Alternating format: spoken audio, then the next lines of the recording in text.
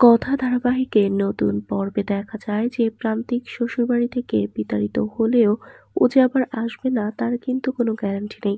অগ্নি বলে আপাতত আর আসবে না। অগ্নির একটা ফোন আসলে কথা বলে নিজের সবকিছু গুছিয়ে নিয়েছে। শ্বশুর শাশুড়িকে বলে আপাতত ওই ছেলেটা আর আসবে না, কিন্তু পরে তো আসবে। তারপর অগ্নি রুমে এসে কথা অগ্নিকে বলে আপনি যদি অনুমতি দেন তাহলে জুনিকে আমাদের সাথে কলকাতায় নিয়ে যেতে চাই। অগ্নি বলে বাহ, তুমি আমার অনুমতি চাইছো?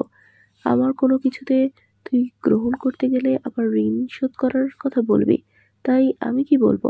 তারপর দাদুকে ফোন করে কথা কিন্তু অনুমতি নিয়ে জুনিকে নিয়েই কলকাতায় ফিরছে।